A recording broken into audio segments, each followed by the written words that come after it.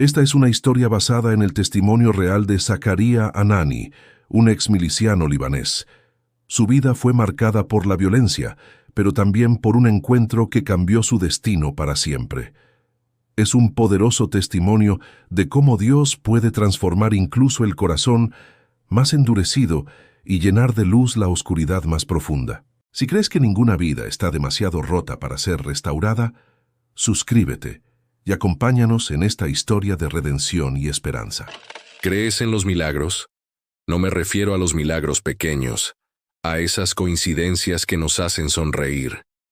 Hablo de los milagros imposibles, de esos donde Dios toma algo completamente destruido y lo reconstruye desde cero, donde toma un corazón de piedra y lo convierte en carne, donde toma a un hombre que representa todo lo opuesto a su amor y lo transforma en un testigo de su gracia. Mi vida es la prueba viviente de que esos milagros existen. Me llamo Zakaria Anani, y si me hubieras conocido hace años, probablemente habrías corrido en dirección contraria. Yo era peligro con piel. Era odio caminando por las calles. Era exactamente el tipo de persona del que tus padres te advierten que te alejes. Y sin embargo, aquí estoy contándote esta historia, con un corazón completamente diferente latiendo en mi pecho. ¿Cómo sucedió? Esa es la pregunta que me han hecho miles de veces. ¿Cómo pasas de ser un guerrero entrenado para matar a ser un mensajero de paz? ¿Cómo dejas atrás todo lo que conocías, todo en lo que creías, por seguir a alguien de quien nunca habías escuchado realmente hablar? La respuesta es simple y a la vez profundamente compleja. Dios me encontró cuando yo no lo estaba buscando. Su voz llegó a mí en el lugar menos esperado, en el momento menos oportuno, y con palabras que no debían significar nada para alguien como yo. Pero significaron todo. En los próximos minutos vas a descubrir que no importa quién eres, no importa qué has hecho, no importa cuánto te hayas alejado, la voz de Dios puede alcanzarte, su amor puede transformarte, y su propósito para tu vida es mucho más grande de lo que puedes imaginar. Esta es mi historia, una historia de guerra y paz, de muerte y vida, de oscuridad y luz, pero más que nada, es la historia de un Dios que nunca se rinde con sus hijos, incluso cuando esos hijos han olvidado completamente quién es Él. Prepárate para un viaje que te va a sacudir, que te va a hacer reflexionar, y que, espero, te va a llenar de esperanza. Porque si Dios hizo esto conmigo, imagina lo que puede hacer contigo. El olor a incienso y a páginas viejas es lo primero que recuerdo de mi infancia. Ese aroma penetrante que se te mete en la nariz y no te suelta, mezclado con el sonido de voces recitando palabras en árabe, una y otra vez, hasta que las palabras pierden significado y se convierten solo en un eco repetitivo que rebota en las paredes de piedra. Tenía 3 años la primera vez que me llevaron a la escuela islámica. 3 años, todavía con esa inocencia de niño que mira el mundo con ojos curiosos, todavía queriendo jugar y correr y descubrir cosas nuevas. Pero para mi familia, no había tiempo para esas tonterías. Yo no era un niño cualquiera. Yo llevaba un peso en mis hombros pequeños que ni siquiera comprendía todavía. Nací en Beirut un día de Navidad del año 1958. Ironía, ¿verdad? Que alguien como yo, destinado a odiar a los cristianos, naciera justo en el día que ellos celebran el nacimiento de quien yo más adelante conocería como mi Salvador. Pero en ese momento, claro, nadie podía imaginar lo que Dios ya tenía planeado. Porque así es nuestro Señor, ¿no? Él teje los hilos de nuestra historia mucho antes de que nosotros siquiera entendamos qué está pasando. Mi familia no era una familia común. No, Señor. Mi bisabuelo había sido imán. Mi abuelo también. Hombres respetados, reverenciados, líderes espirituales que guiaban a cientos de personas en la fe musulmana. Y cuando yo llegué al mundo, con mis ojitos recién abiertos y mis manitas pequeñas, ya había una expectativa clara como el cristal. Yo seguiría ese camino. No había opción. No había plan B. Zakaria Anani sería imán, como su abuelo y su bisabuelo antes que él. Así que a los 3 años, cuando otros niños apenas estaban aprendiendo a hablar en oraciones completas, yo ya estaba sentado en el piso frío de la escuela islámica, balanceándome hacia adelante y hacia atrás, recitando versos del Corán que no entendía. Las palabras salían de mi boca como pájaros enjaulados escapando uno tras otro, pero mi mente estaba en otro lugar.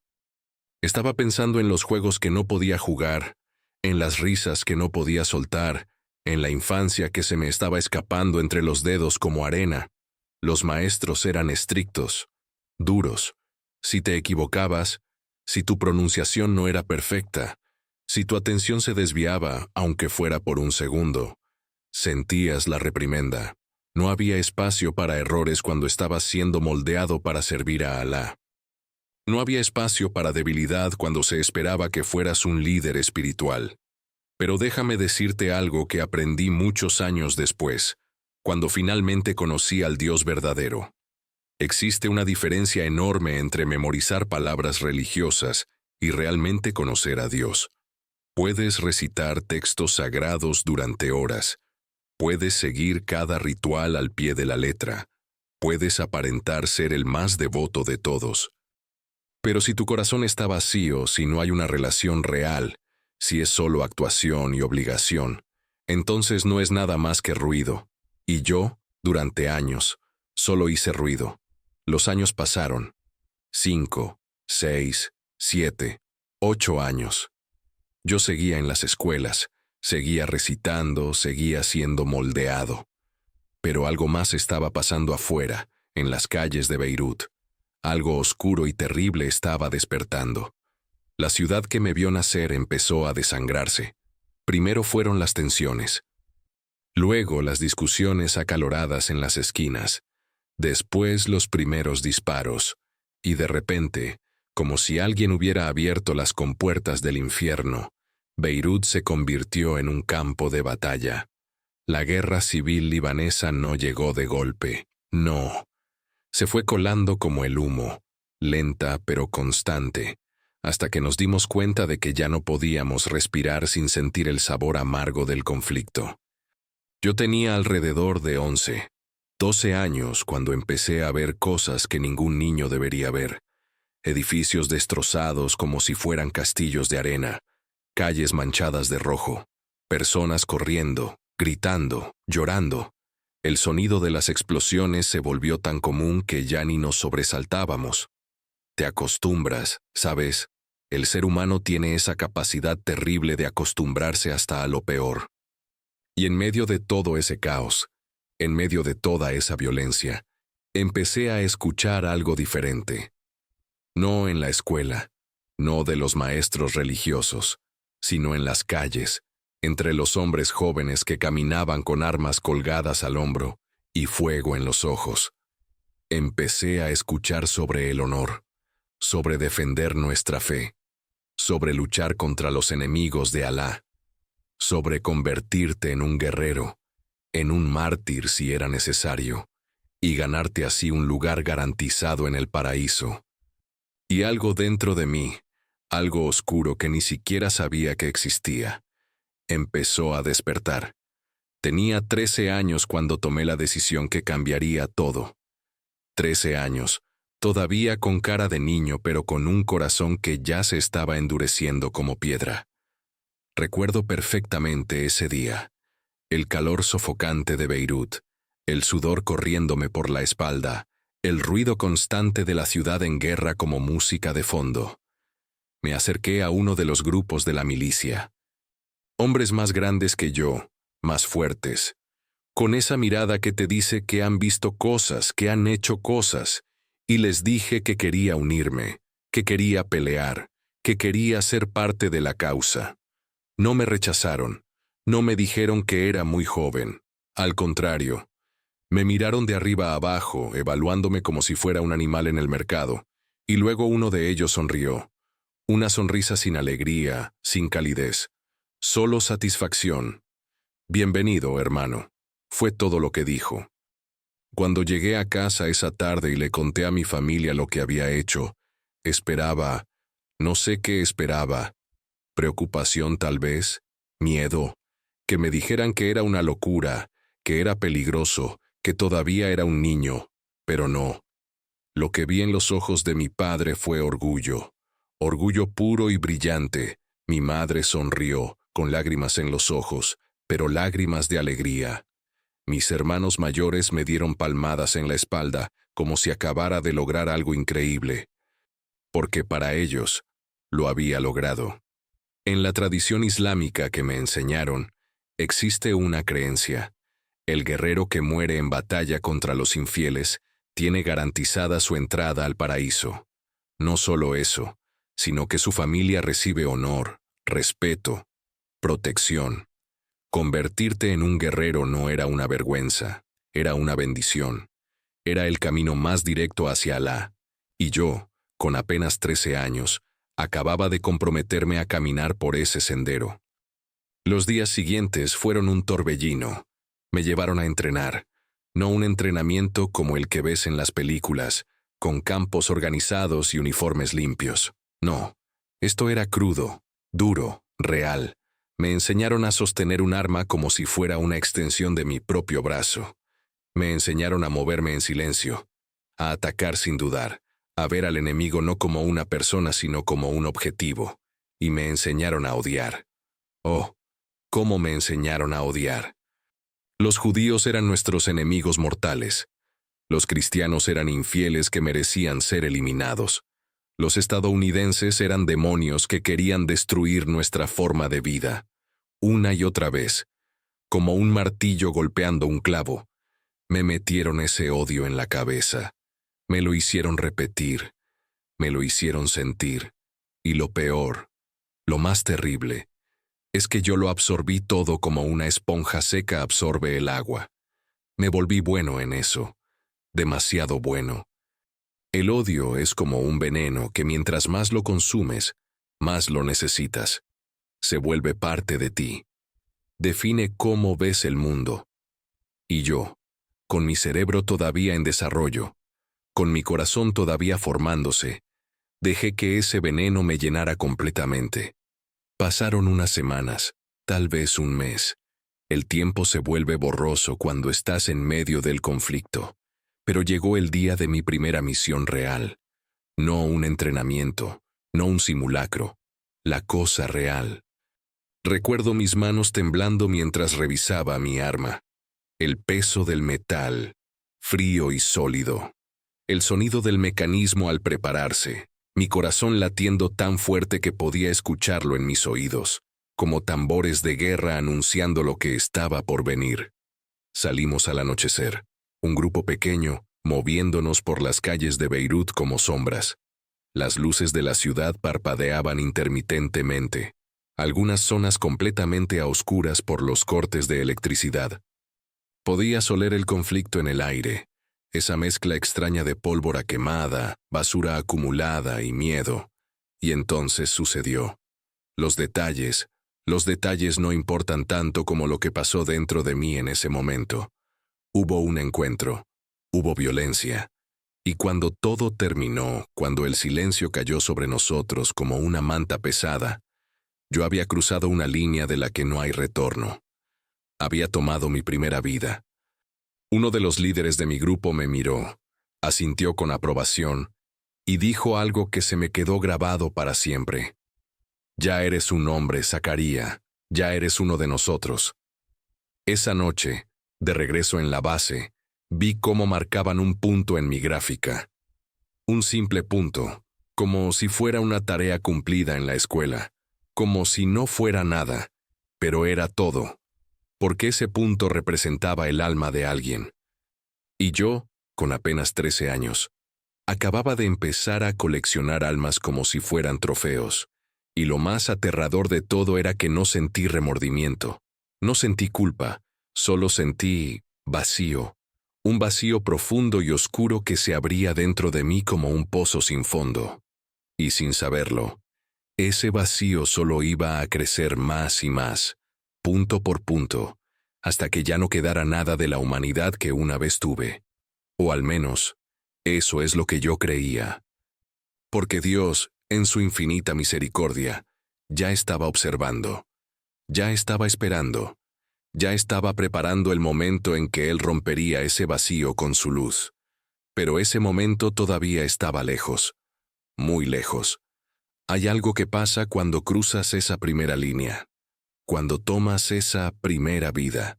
Es como si un interruptor se apagara dentro de ti, como si una parte de tu humanidad se desconectara y ya no pudiera volver a encenderse.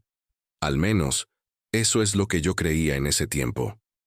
Después de aquella primera noche, todo se volvió más fácil. Y eso, déjame decirte, es lo más aterrador de todo. Tenía 14 años cuando me convertí en lo que ellos llamaban un guerrero completo. Ya no era el novato que temblaba con el arma en las manos. Ya no era el niño que necesitaba que le dijeran qué hacer en cada momento. Me volví eficiente, rápido, frío. Las calles de Beirut se convirtieron en mi hogar verdadero.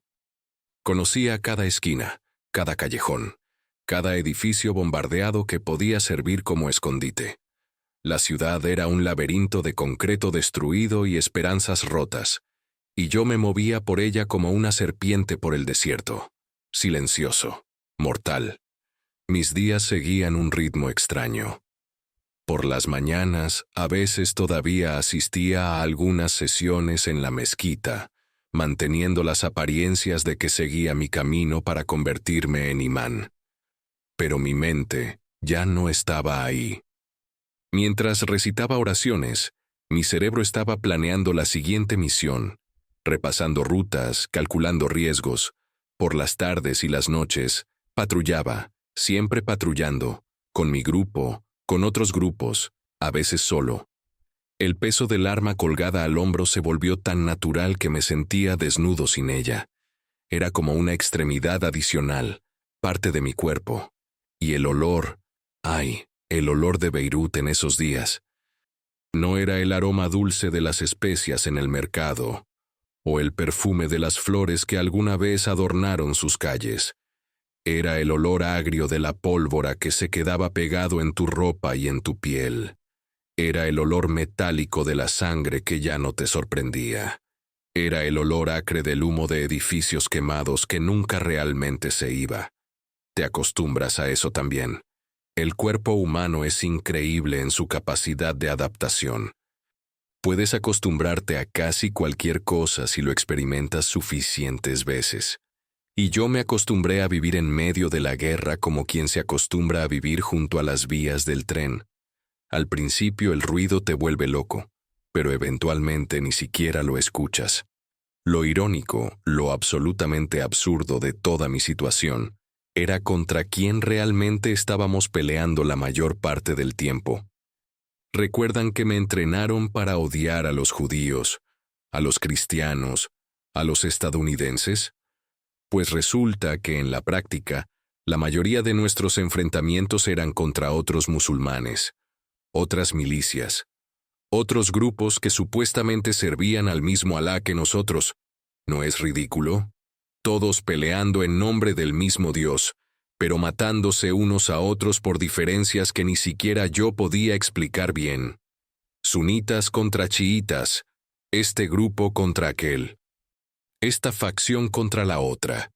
Y en medio de todo, jóvenes como yo, siendo usados como piezas de ajedrez en un juego que no comprendíamos completamente. Solo una sola vez en todo mi tiempo como miliciano, enfrenté directamente a israelíes. Una vez. Todo el entrenamiento, todo el odio sembrado en mi corazón contra ellos, y solo los vi de frente una única vez. El resto del tiempo estaba luchando contra mis propios hermanos de fe. Pero eso no detenía a nadie. No nos hacía cuestionar nada. Porque cuando estás adoctrinado, cuando tu cerebro ha sido lavado y retorcido desde tan temprana edad, no piensas con lógica. Piensas con emoción, con ira, con ese fuego ciego que te consume y te dice que estás haciendo lo correcto, que estás sirviendo a un propósito mayor.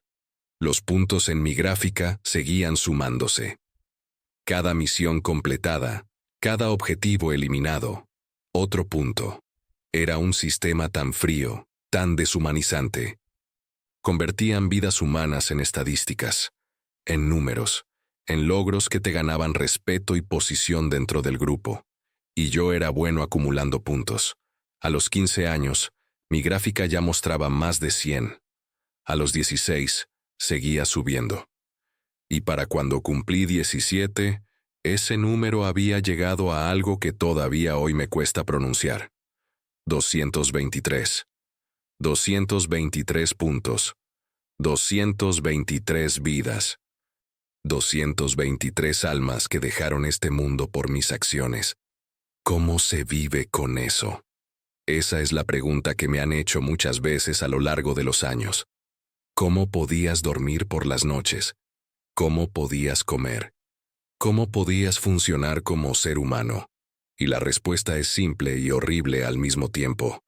Dejé de verme a mí mismo como ser humano, y dejé de ver a los demás como seres humanos también.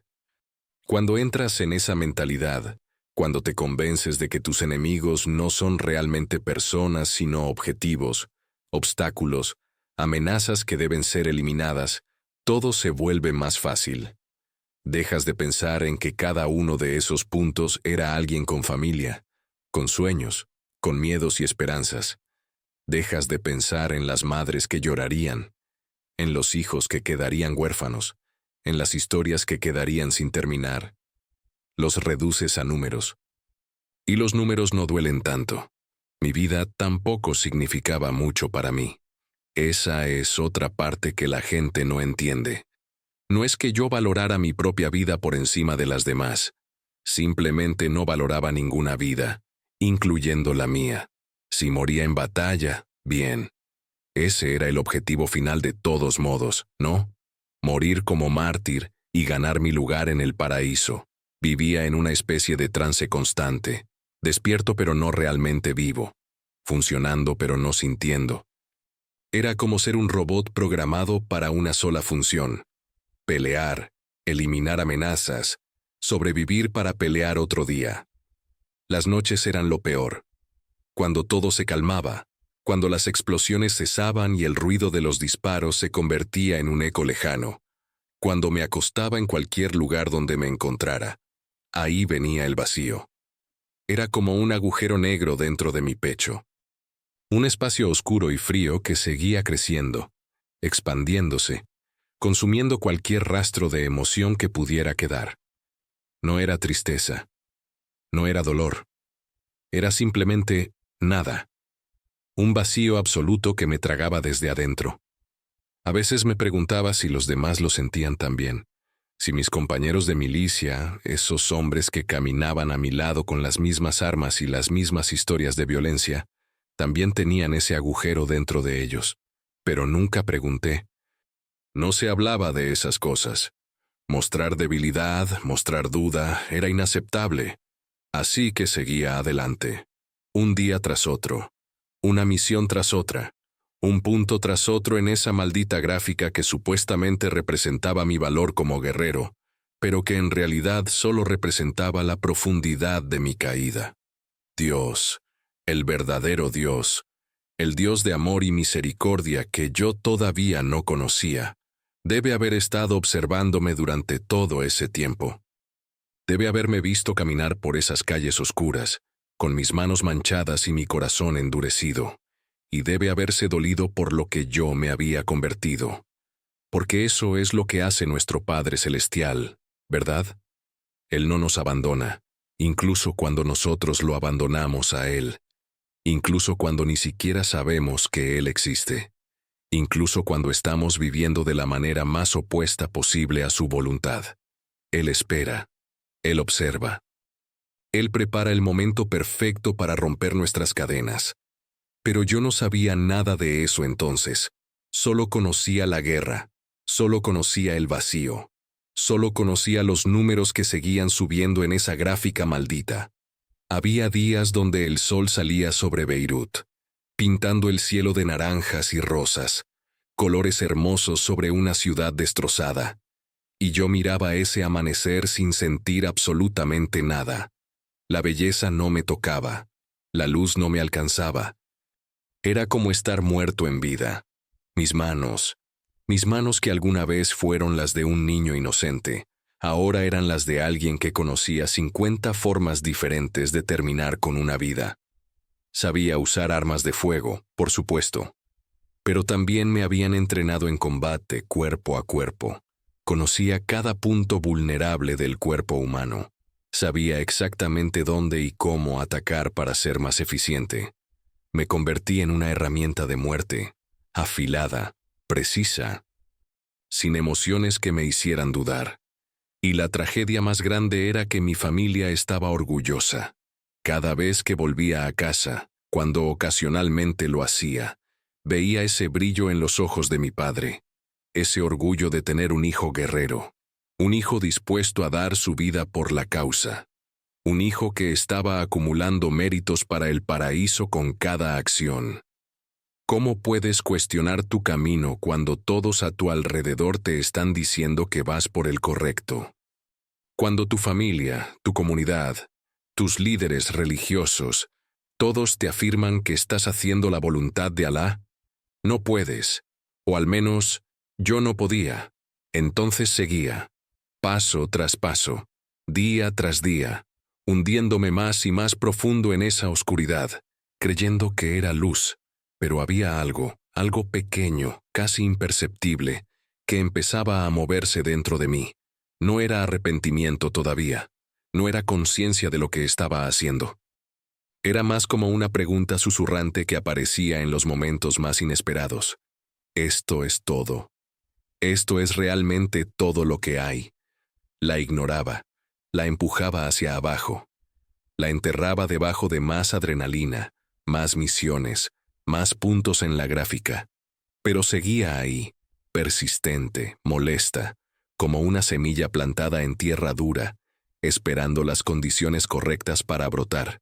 Tenía 17 años, 223 puntos. Un corazón más duro que las piedras de los edificios bombardeados. Un alma más vacía que las calles desiertas después de un ataque.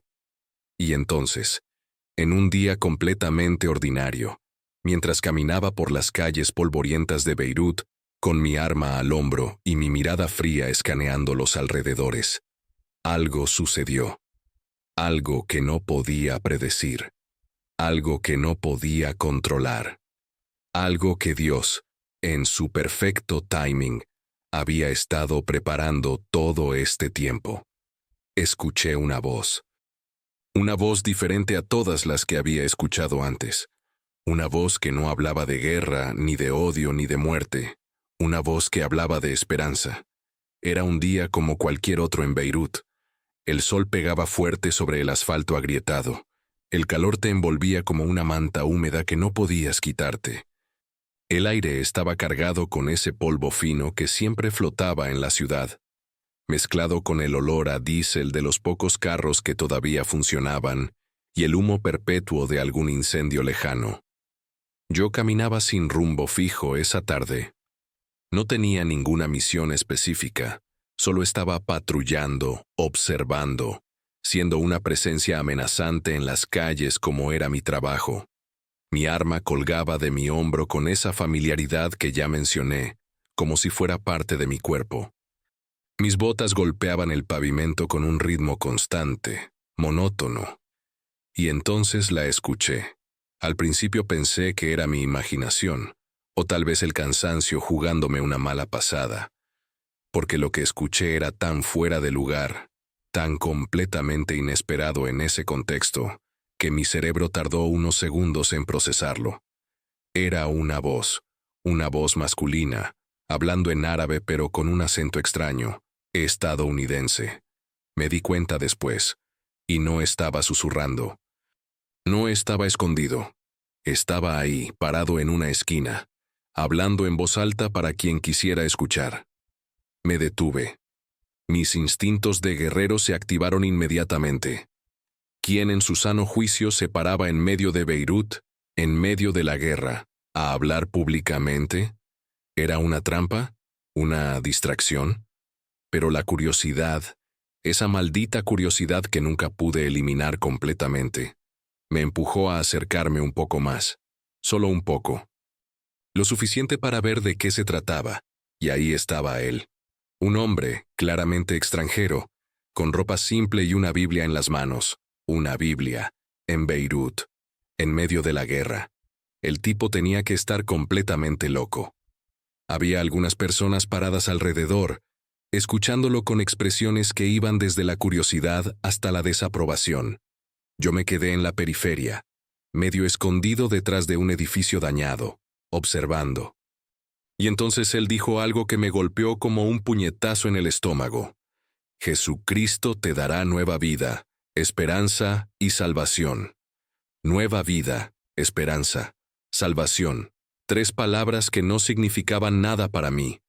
O al menos, eso es lo que mi mente intentaba decirme.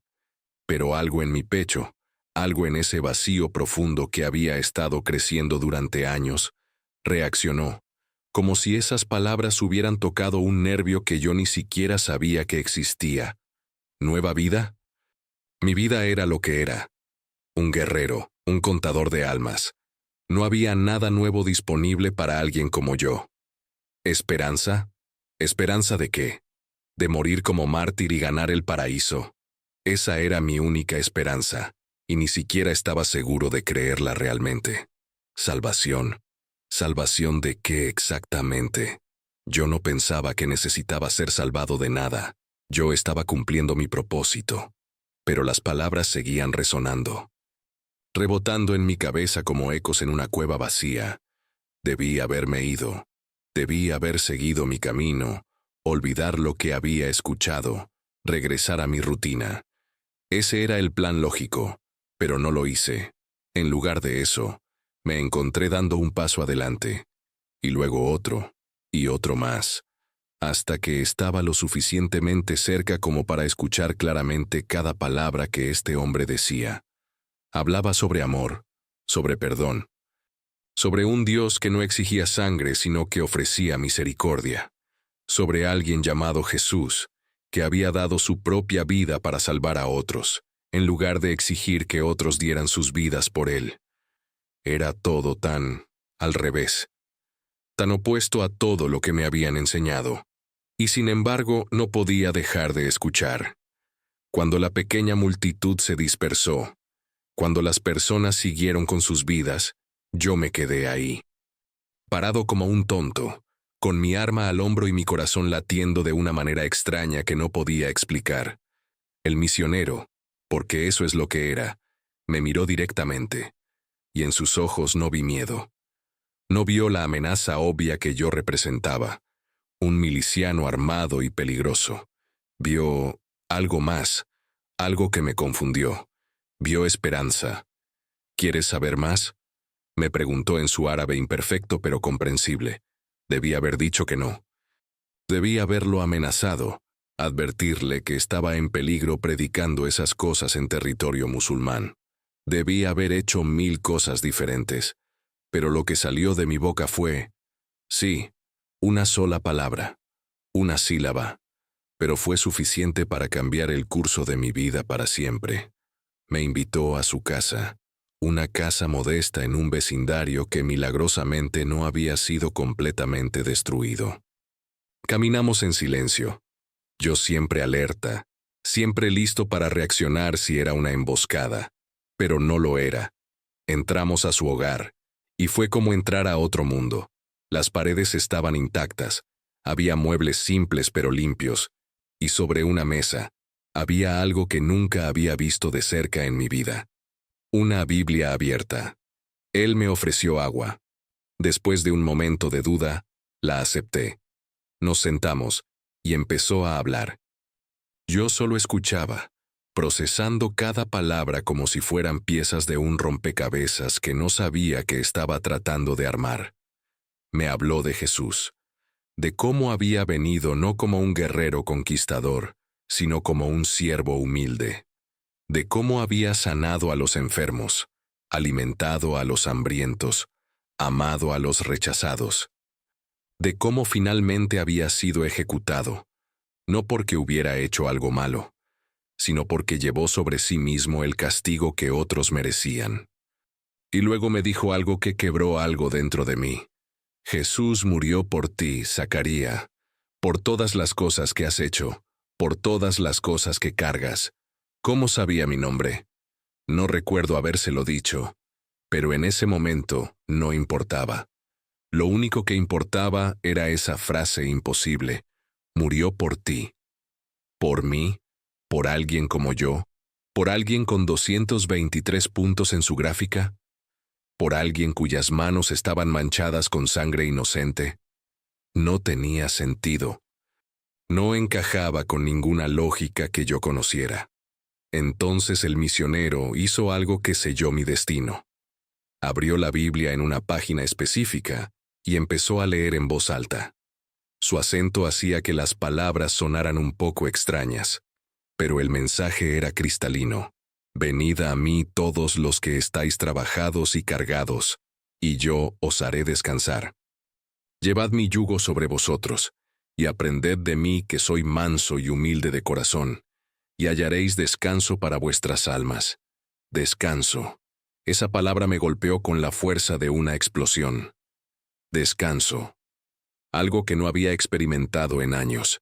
Algo que pensé que nunca volvería a conocer, porque estaba cansado. Dios mío, estaba tan cansado. Cansado de la violencia. Cansado del vacío. Cansado de cargar ese peso invisible que seguía creciendo con cada punto añadido a mi gráfica. Y este versículo, estas palabras de alguien llamado Jesús, me estaban ofreciendo exactamente lo que mi alma gritaba en silencio. Descanso. Las lágrimas empezaron a brotar de mis ojos antes de que pudiera detenerlas. Yo, el guerrero duro. Yo, el miliciano sin emociones. Yo, el que había visto y hecho cosas terribles sin pestañear. Estaba llorando como un niño. Y con esas lágrimas, todo el peso que había estado cargando empezó a manifestarse. Las 223 almas, cada rostro que había visto en su último momento, cada vida que había tomado. Todo cayó sobre mí de golpe, como si una represa se hubiera roto. Lo siento, susurré, aunque no estaba seguro a quién le estaba hablando. Al misionero, a Dios, a todas esas personas que ya no estaban. Lo siento tanto. El misionero puso su mano en mi hombro. No dijo nada por un momento. Solo dejó que yo llorara, que liberara años de dolor enterrado. Y entonces, con una voz suave pero firme, me dijo: Jesús te perdona, Zacarías. Si vienes a Él, si entregas tu vida a Él, todas esas cargas serán removidas. Él te hará nuevo. Nuevo. ¿Podía alguien como yo ser hecho nuevo? ¿Era eso siquiera posible? Pero en ese momento, con lágrimas corriendo por mi rostro y ese vacío dentro de mí gritando por ser llenado, decidí arriesgarme. Decidí creer. ¿Qué tengo que hacer?, pregunté con voz quebrada. Y el misionero sonrió. Una sonrisa genuina, llena de alegría. Solo tienes que entregarle tu corazón, reconocer que Él es el Señor, pedirle que entre en tu vida y te transforme. Era tan simple, demasiado simple para ser verdad. Pero también era lo único que tenía sentido en ese momento.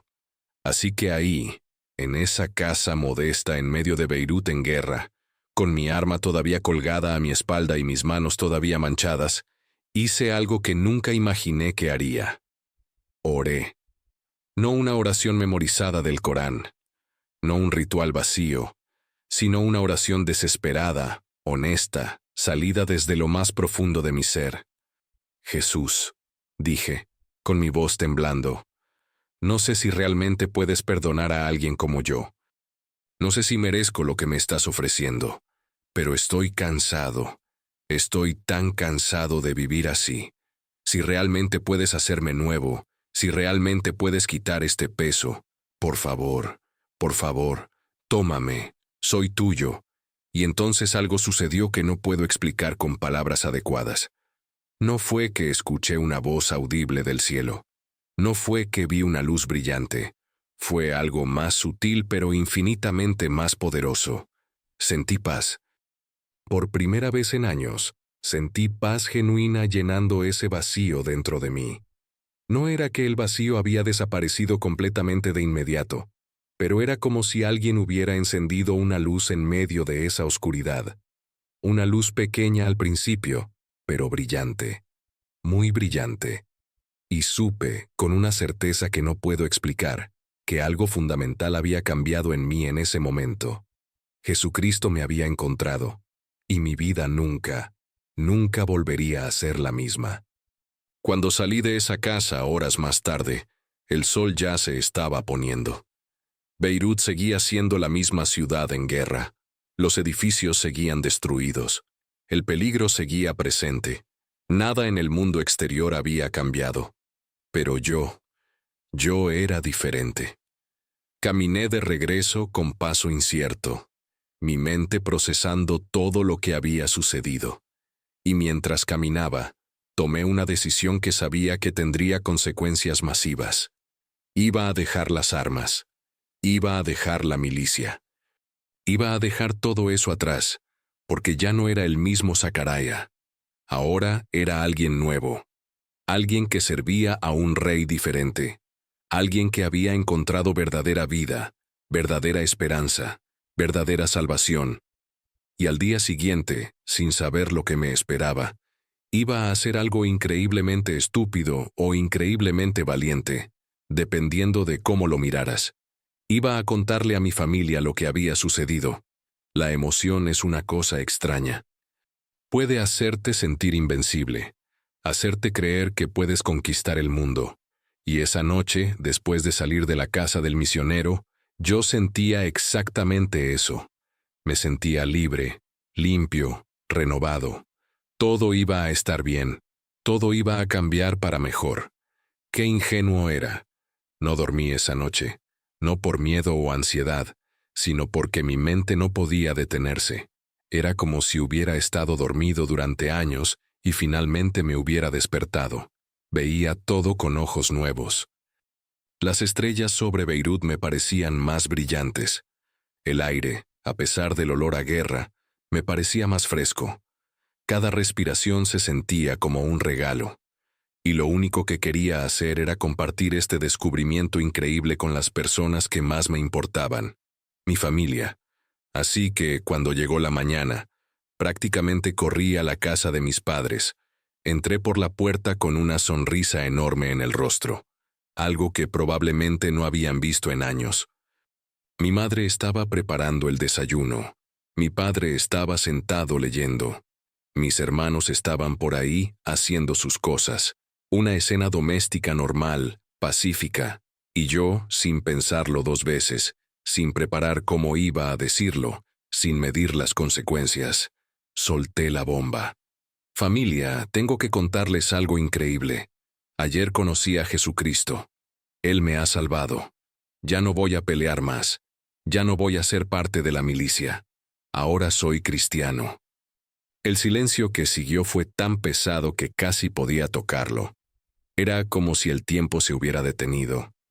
Mi madre soltó lo que estaba sosteniendo. Mi padre levantó la vista lentamente, muy lentamente, con una expresión que nunca había visto en su rostro. ¿Esperaba abrazos? ¿Felicitaciones? ¿Qué estaba pensando? Lo que obtuve fue algo completamente diferente. Mi padre se puso de pie. Su rostro había pasado de la sorpresa a algo mucho más oscuro. Ira. Ira pura y ardiente. ¿Qué dijiste? Su voz era peligrosamente baja. Que ahora soy cristiano, papá. Encontré la verdad. Encontré paz. Jesús me ha... No terminé la frase. Mi padre cerró la distancia entre nosotros en segundos, y su mano impactó contra mi rostro con tanta fuerza que me hizo tambalejar. El sabor metálico de la sangre llenó mi boca. «Traidor», gritó. Y su voz, Dios, su voz estaba llena de tanto dolor y furia. «Traidor a tu familia, traidor a tu fe, traidor a Alá». Mi madre empezó a llorar, pero no eran lágrimas de alegría. Eran lágrimas de horror, como si acabara de anunciar que había contraído una enfermedad terminal. Zacaría, no, suplicaba. No puedes hacer esto, no puedes. Pero yo, todavía en esa burbuja de nueva fe, todavía creyendo que el amor que había encontrado era tan obvio que ellos también lo verían, seguí hablando. Pero es bueno, mamá. Es amor. Es perdón. Es... Silencio. Mi padre rugió. No quiero escuchar esas blasfemias en mi casa. Tienes una opción, Zacaría. Una sola opción. Renuncias a esta locura ahora mismo. Regresas a la mezquita. Te arrepientes de esta ofensa a Alá. Oh, se detuvo. Sus ojos me miraban con una mezcla de ira y algo más. ¿Dolor? ¿Miedo? ¿O ya no eres mi hijo? Las palabras cayeron como piedras, pesadas, finales, y en ese momento, la realidad de lo que había hecho empezó a penetrar mi burbuja de alegría. Esto no iba a ser fácil.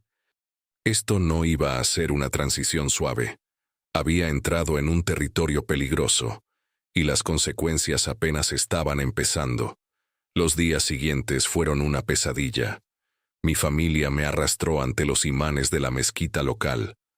Los mismos hombres que me habían enseñado el Corán desde que tenía 3 años. Los mismos hombres que habían bendecido mi decisión de unirme a la milicia. Me sentaron en medio de una sala. Era como un juicio. Ellos formaban un semicírculo a mi alrededor, observándome con ojos que mezclaban decepción y disgusto. El imán principal habló primero. Su voz era controlada, pero podía sentir la ira debajo de la superficie. Zacaría Anani. Hemos escuchado informes perturbadores. ¿Es cierto que has abandonado el Islam? ¿Es cierto que ahora sigues al profeta falso Jesús? Podía mentir. Podía decir que había sido un error, una confusión temporal. Podía salvarme a mí mismo con solo decir las palabras correctas, pero cuando abrí mi boca, lo que salió fue: sí, es cierto, Jesucristo es el camino, la verdad y la vida. Él me ha salvado.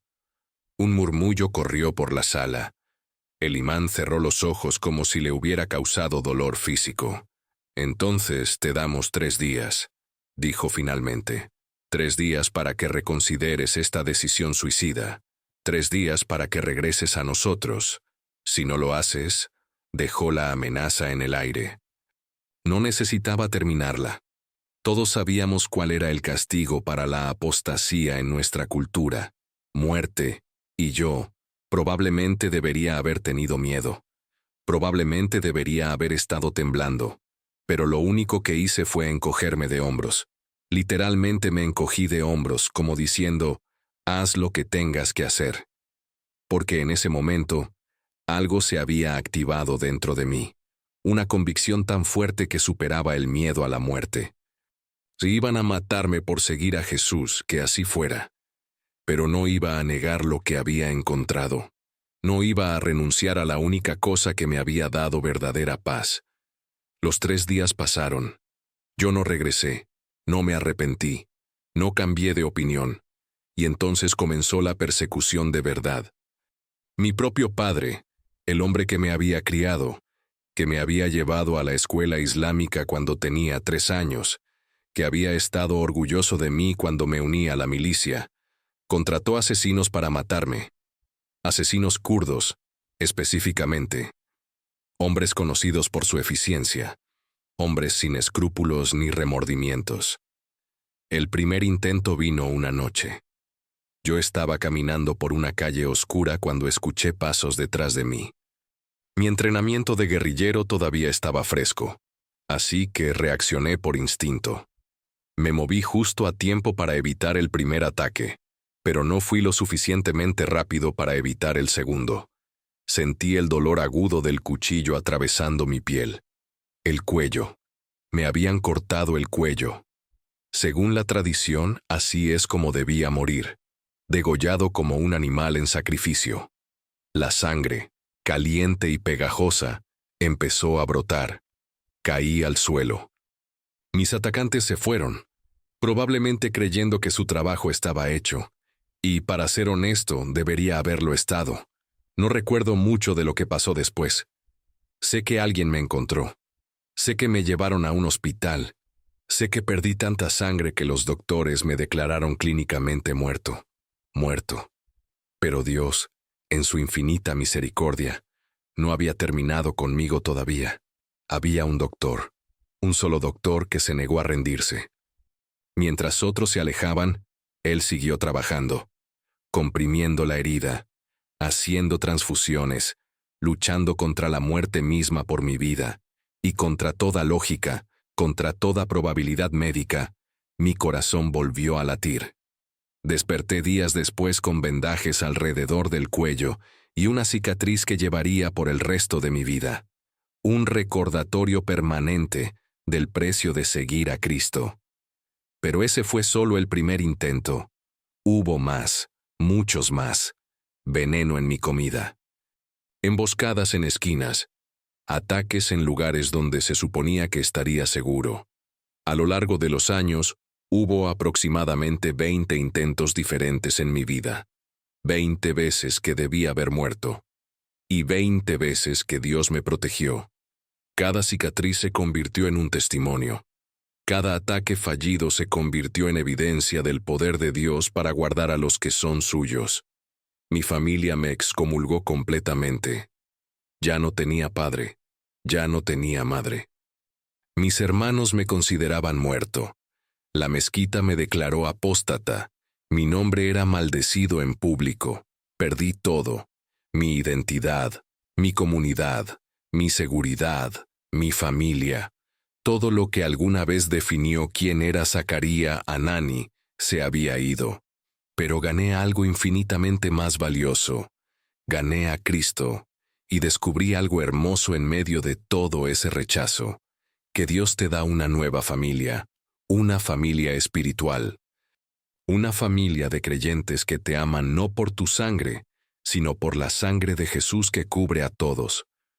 Los pocos cristianos en Beirut me acogieron, me enseñaron, me ayudaron a crecer en mi nueva fe, y por primera vez en mi vida, experimenté lo que era ser amado incondicionalmente, no porque fuera un buen guerrero, no porque acumulara puntos en una gráfica, no porque cumpliera expectativas o roles, sino simplemente porque era hijo de Dios, pero el peligro no disminuyó. De hecho, se intensificó. Las amenazas no eran solo contra mí ahora. También amenazaban a la iglesia donde me congregaba. Amenazaban a otros creyentes. Amenazaban a cualquiera que me ayudara. Y llegó un punto donde tuve que tomar una de las decisiones más difíciles de mi vida. Tenía que irme. Tenía que dejar Líbano. No por cobardía, sino por amor. No quería que otros pagaran el precio de mi conversión. No quería que más sangre fuera derramada por mi causa. Así que hice arreglos. Vendí lo poco que tenía. Me despedí de los hermanos y hermanas en la fe que se habían convertido en mi familia. Y con el corazón partido, preparé mi huida. Destino: Canadá. Un país lejano, un lugar donde tal vez, solo tal vez, podría tener una segunda oportunidad en la vida. Pero dejar significaba abandonar todo: mi tierra, mi idioma, mi cultura, y lo más doloroso, significaba dejar a mi esposa y a mis hijos. Porque ellos no podían venir conmigo, no de inmediato. Era demasiado peligroso, demasiado complicado. Así que me fui solo, como refugiado, como exiliado, como un hombre que había cambiado absolutamente todo por seguir a un Dios que apenas estaba empezando a conocer. ¿Valió la pena? Esa noche, en el aeropuerto, con solo una maleta pequeña y un corazón pesado, me hice esa pregunta. Y la respuesta, a pesar del dolor, a pesar de las lágrimas, a pesar de todo lo que había perdido, era un rotundo sí, porque había ganado la vida eterna, había ganado propósito, había ganado la presencia de Dios, y eso valía cualquier precio. El frío de Canadá fue lo primero que me golpeó cuando bajé del avión. Un frío diferente a cualquier cosa que hubiera experimentado en Beirut. Un frío que se metía hasta los huesos y te hacía cuestionar todas tus decisiones de vida. Era el año 1996. Yo tenía 37 años.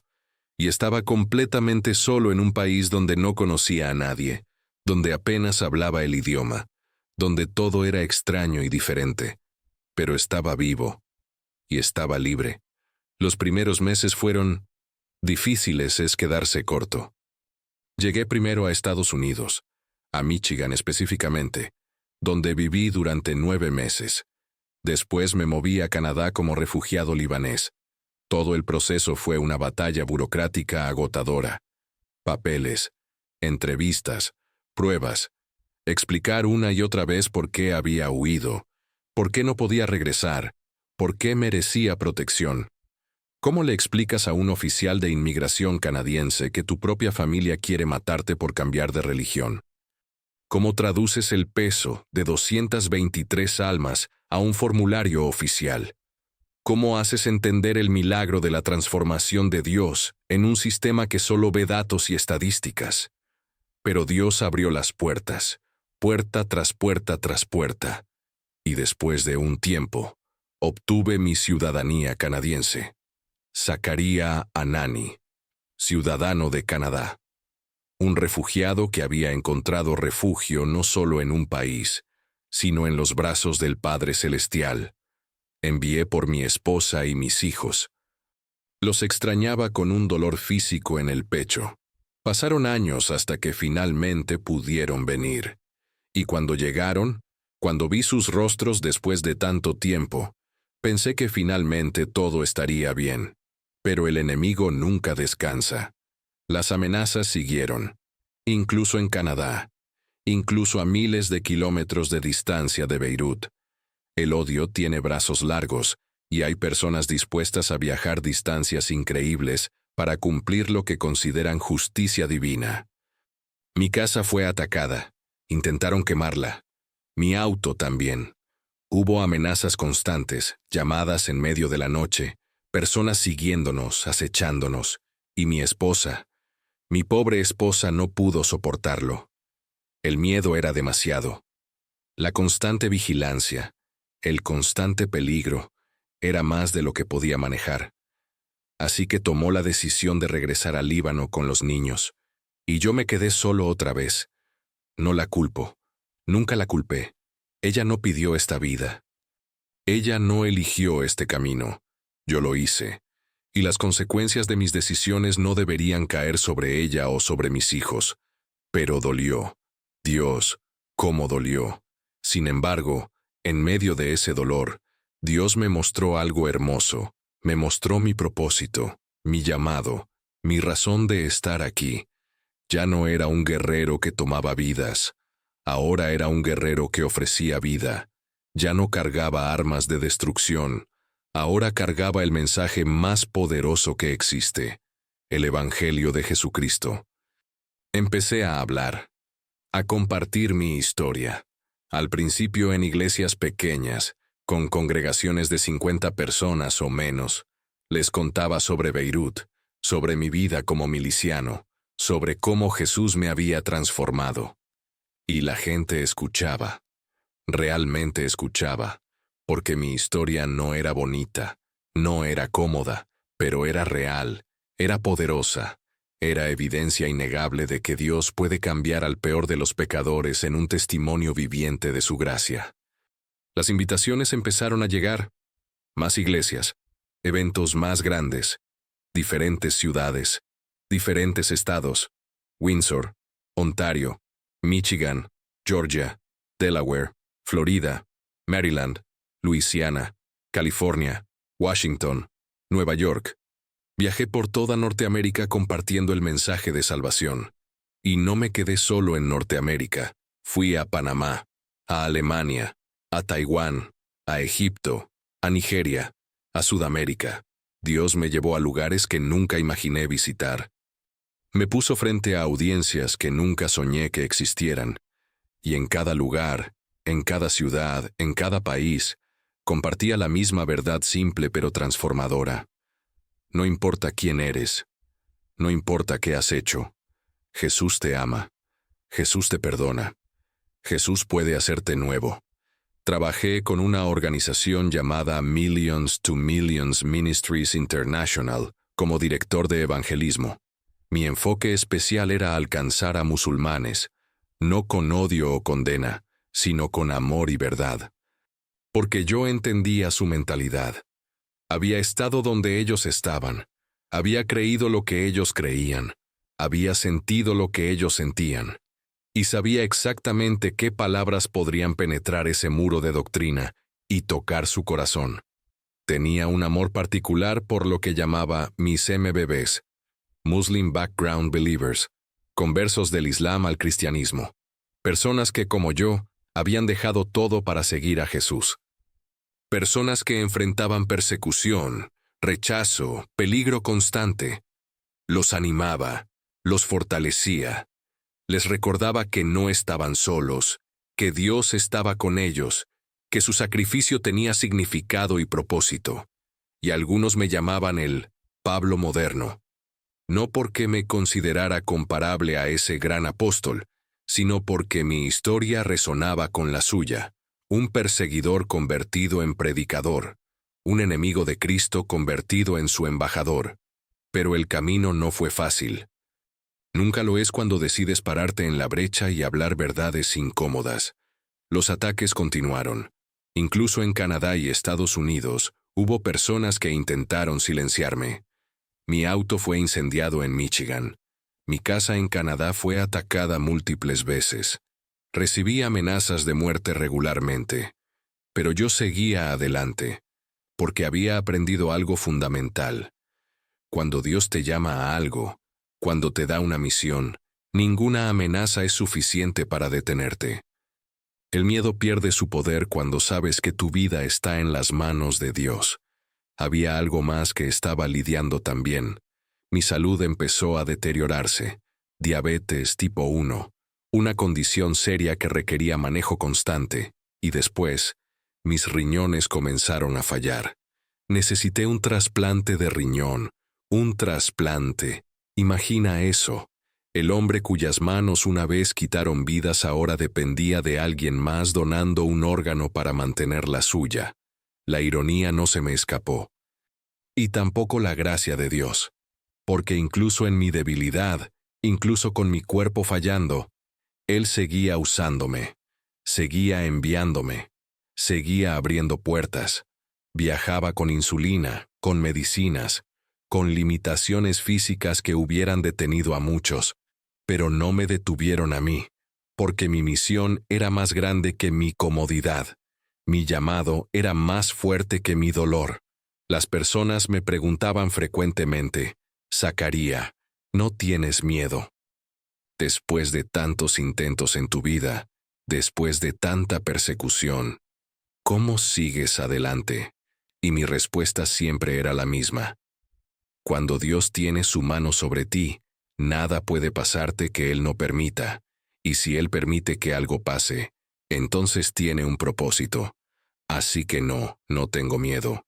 Estoy en las manos del Todopoderoso. Miraba hacia atrás a mi vida y veía la diferencia. El contraste era tan obvio, tan dramático, que a veces me costaba creer que era la misma persona.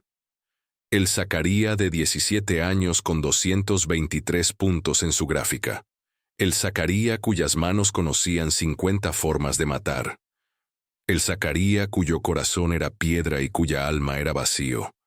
Y ahora era el Zacaría que predicaba amor, que ofrecía perdón, que extendía gracia, que hablaba de un Dios que transforma lo imposible. La transformación era tan completa, tan radical, tan absoluta, que era evidencia innegable del poder de Cristo, porque yo no cambié por mi propia fuerza, no me reformé a mí mismo, no tomé una decisión de ser mejor persona y lo logré con pura determinación. No, Jesús me cambió. Él tomó mi corazón de piedra y lo hizo de carne. Tomó mi alma vacía y la llenó con su presencia. Tomó mis manos manchadas de sangre y las hizo instrumentos de bendición. Esa es la locura hermosa del Evangelio, que Dios no te arregla, te recrea, no te parchea, te hace completamente nuevo. De modo que si alguno está en Cristo, nueva criatura es. Las cosas viejas pasaron. He aquí todas son hechas nuevas. Esas palabras de la Biblia no eran solo teoría para mí. Eran mi realidad vivida. Llegó el año 2016. Yo tenía 57 años. Mi cuerpo estaba cansado, pero mi espíritu estaba más fuerte que nunca. Había un viaje planeado. Egipto.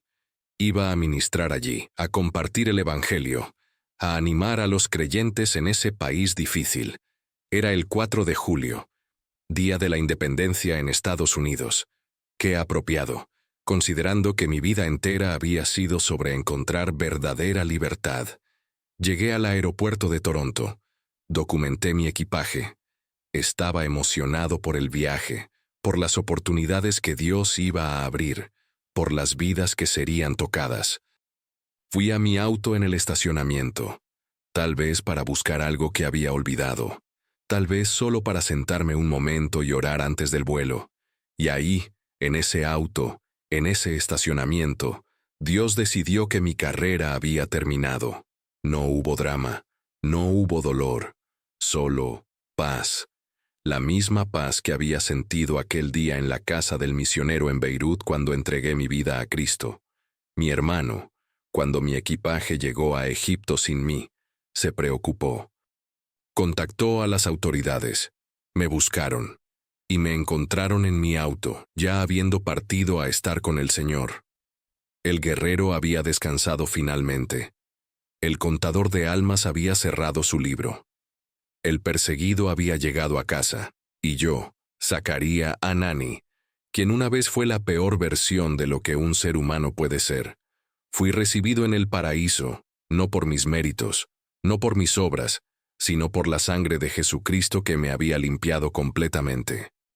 Desde aquella esquina polvorienta en Beirut, hasta el estacionamiento de un aeropuerto en Toronto, mi vida había sido un testimonio del poder redentor de Dios, un testimonio de que nadie está más allá de su alcance, un testimonio de que la gracia es más fuerte que el pecado. Y si mi historia puede hacer que una sola persona, solo una, se dé cuenta de que Dios puede cambiar su vida también, entonces cada cicatriz, cada persecución, cada sacrificio, valió completamente la pena. Porque eso es lo que hacemos como seguidores de Cristo. Compartimos nuestra historia, señalamos hacia Él, y confiamos en que el mismo Dios que nos transformó a nosotros transformará también a otros. Mi último pensamiento, mi última oración, mi última esperanza fue que mi vida señalara hacia Jesús, no hacia mí, nunca hacia mí, hacia Él, siempre hacia Él. Esto fue solo una parte de la increíble historia de Zacaría Anani. Para conocer todos los detalles de este testimonio extraordinario, consulta el primer comentario fijado, donde encontrarás recursos adicionales y más información sobre esta transformación asombrosa. La historia de Zacaría no es simplemente la historia de un hombre que cambió de religión. Es mucho más profunda que eso. Es la historia de un corazón completamente reconstruido por el poder de Dios. Es evidencia viviente de que no existe pasado tan oscuro que la luz de Cristo no pueda iluminar. No existe pecado tan grande que la gracia de Dios no pueda cubrir. No existe persona tan perdida que el amor del Padre no pueda alcanzar. Piensa en esto por un momento. Zacaría Anani pasó sus años de adolescencia quitando vidas, 223 vidas, para ser exactos. Sus manos conocían la violencia íntimamente. Su corazón estaba endurecido por años de adoctrinamiento y guerra. Era, por todas las definiciones, alguien que la sociedad consideraría irredimible. Y sin embargo, Dios lo redimió. No porque Zacaría lo mereciera. Él mismo lo diría. No merecía nada excepto juicio. Pero Dios no opera según nuestros méritos, opera según su misericordia. Y su misericordia no tiene límites. Esa esquina polvorienta en Beirut, donde Zacarías escuchó por primera vez sobre Jesús, no fue coincidencia. Ese misionero valiente que se atrevió a predicar en medio de una zona de guerra no estaba ahí por accidente.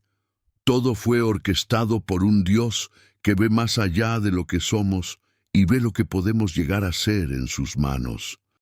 Y cuando Zacarías dijo sí a ese llamado, cuando tomó esa decisión de entregar su vida a Cristo, comenzó una transformación que inspiraría a miles de personas alrededor del mundo durante décadas. Pero la transformación tuvo un costo. Siempre lo tiene. Zacarías perdió su familia biológica, perdió su identidad cultural, perdió su seguridad física. Sufrió aproximadamente 20 intentos de asesinato a lo largo de su vida. Fue exiliado de su tierra natal. Vivió con cicatrices permanentes como recordatorios del precio de seguir a Cristo. Y aún así, él diría que valió la pena. Cada sacrificio, cada dolor, cada pérdida, todo valió la pena por conocer a Jesús. Esa es la diferencia entre el antiguo Zacarías y el nuevo. El antiguo buscaba gloria terrenal, honor temporal, un paraíso prometido que requería violencia. El nuevo Zacarías encontró algo infinitamente mejor, una relación genuina con el Dios viviente, paz verdadera, propósito eterno. Su vida, después de la conversión, se convirtió en un faro de esperanza, no solo para musulmanes que cuestionaban su fe, sino para cualquier persona que se sentía atrapada en un pasado que no podía cambiar. Su mensaje era simple, pero profundo. Si Dios pudo cambiarme a mí, puede cambiar a cualquiera, y cambió a muchos. A través de sus viajes, sus charlas, sus encuentros personales, innumerables personas fueron tocadas por su testimonio. Algunos decidieron seguir a Cristo, otros encontraron el coraje para ser abiertos sobre su propia fe. Otros simplemente descubrieron que hay esperanza incluso en las circunstancias más oscuras. Zacarías tenía un amor especial por los conversos del Islam. Él entendía el peso que cargaban, entendía el rechazo familiar, la persecución comunitaria, el peligro constante, así que los animaba, los fortalecía, les recordaba que no estaban solos en su camino. Incluso cuando su salud comenzó a fallar, cuando la diabetes y los problemas renales limitaron su cuerpo, su espíritu nunca se quebró. Seguía viajando, seguía predicando, seguía compartiendo el amor de Cristo hasta su último aliento. Y ese último aliento llegó en el aeropuerto de Toronto el 4 de julio de 2016. Estaba listo para otro viaje misionero, listo para servir otra vez, cuando Dios decidió llevarlo a casa. No con violencia, no con sufrimiento, sino con paz, la misma paz que había recibido años atrás en aquella casa en Beirut. Murió como había vivido sus últimos años, sirviendo, en movimiento, apuntando hacia adelante, no descansando en laureles pasados, sino activamente participando en la misión de Dios hasta el final. Y ahora, ¿qué podemos aprender de la vida de Zacarías Anani? Primero, que la transformación de Dios es real. No es solo un concepto teológico bonito. Es una realidad poderosa que cambia vidas de manera tangible, observable, innegable. Si puedes mirar la vida de Zacarías y no ver la mano de Dios, entonces no estás prestando atención. Segundo, que nunca es demasiado tarde. No importa qué has hecho, no importa cuán lejos te has alejado, no importa cuán oscuro sea tu pasado.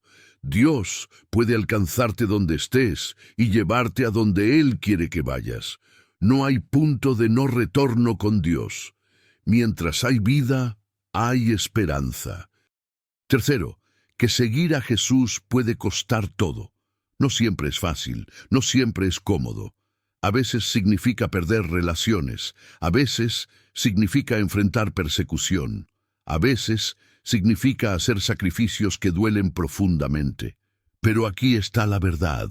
Lo que ganas es infinitamente más valioso que lo que pierdes. Cuarto, que tu pasado no define tu futuro.